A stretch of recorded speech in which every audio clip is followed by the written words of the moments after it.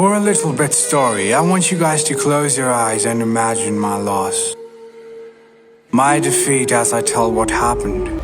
I, known as the DK in Tokyo, Japan, well, that's what people called me. Okay. Was drifting on the mountains of Tokyo late at night, and suddenly I'm pulling the handbrake as hard as I can on turns, power sliding, heel toe downshifting, but then this car came from behind. This Challenger looks like cake at first, but then in an AE86 he passed by me as smooth as butter. What did he think I was, damn it? I'm the DK of Tokyo, come on! Not anymore. However, just in a matter of seconds as he passes by me, I see the tail light telling me, bye-bye, loser. Bye-bye. How in the world can an AE86 beat an RX-8 car?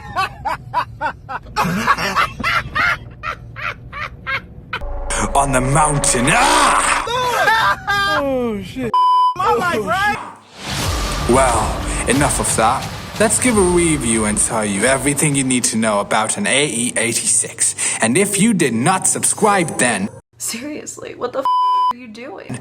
I do know that you want to know that why in the world is the AE86 preferred by many people and why the heck people think it's cool. Here we go!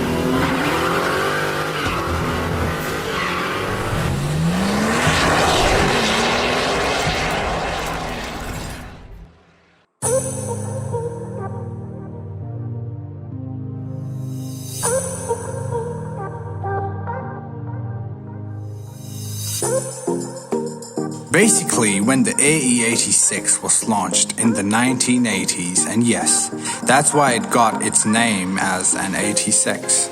After its launch, nobody really liked it. Many preferred other car brands and not many people looked toward the AE86. As a result, many people didn't even know about it. Because, well, people really liked the Skyline.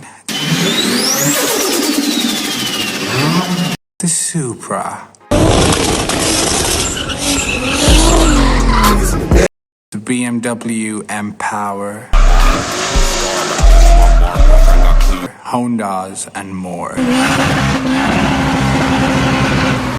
Power was a major factor that people did not prefer it that much because, think about it, there were already powerful cars with a rear-wheel drive and turbo in it. Why in the world would anyone buy an 86 with less horsepower?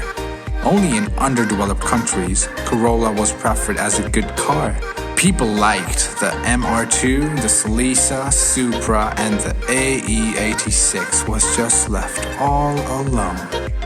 If we also go back to the 1970s, mostly American cars and German cars were brought, which includes Ford Mustang Boss 302, 1970 Dodge Challenger, and the 1971 Datsun 240Z, and many more.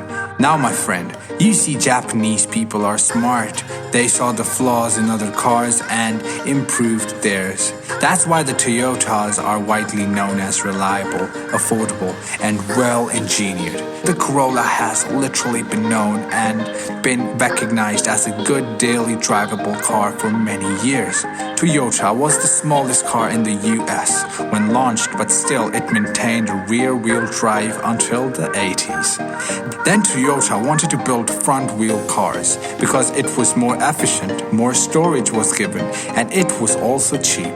Sadly, that's what the Corolla is till now. And then, after the 80s, the Corolla produced front-wheel cars. But the question is, if Toyota started making front-wheel drive cars for Corolla, was it the end of the rear-wheel Corolla? The good news is, no. Yeah, boy.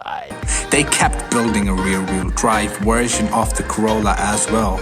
They made two versions for rear-wheel drive as well, a 2-door coupe and a 3-door liftback. They also had different looks of each. The Levin had stationary headlights, whereas the Truno had lights coming out the bonnet. These cars had a 4A engine, is an E-Code chassis. and the E80 and, well, the 6th variant. Toyota took the Corolla back and did some restyling with the coupe and lift-back bodies and gave them the best engines ever. The 4AGE gave birth to drifting, baby. This engine has a mind of its own because this gives ton of power to drift the AE86 and yep, racing as well. The engine had an aluminum head to make it light and a red line for 8 grand. Can you wonder like how in the world can the AE86 drift and race with only 128 horsepower? Yes, it only made 128 horsepower, but the 86 had a curb weight of around 2,300 lbs. Yes, the car is a legend. I love this car. The balance which it had is so magical. The weight was distributed so perfectly, and this made itself the mother of drifting. Perfect handling for a drifter. As it's a Corolla and it has to be affordable, the 86 didn't have that much of a rear suspension. As a muscle car, it had a live rear axle, and hence the result skids were very easy. The 86 won in the British Touring Car Championship twice. It was also raced in racing leagues. The 86 was preferred not only in drifting, not only in racing, but also in rally racing.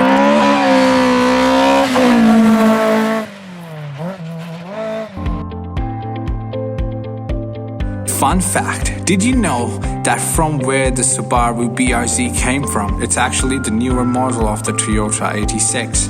They named it TF86 and they partnered with Subaru to make it. In the United States, you all know it's named Subaru BRZ, but in Japan, it came from its mother, TF86. The young legend back in the days, who is Taichi Socha, took his AE86 and burned rubber on the mountains of Japan. He did not have that much cash to race professionally, so he earned his skills on the mountains. As his passion was his car and drift, no one could beat him on the mountains. And then he became the real drift king of Japan. He practiced on the mountains so much that he was sponsored to race professionally on tracks. He earned it on dangerous and snowy tracks. You see, hard work pays off. As a very skilled driver and drifter, he won in races. I don't even know how many times, but he is a winner. But one day he thought just racing normally like other racers may make them lose their interest in me. So I should do something unique. And do you know what he did? He drifted on turns and the people loved it. After this, some sponsors gave him some money to make a short film known as Plusby to show his skills. This movie gave ideas to Fast and Furious, Gymkhana and more. The Toyota 86 is known as Hachiruko in Japan.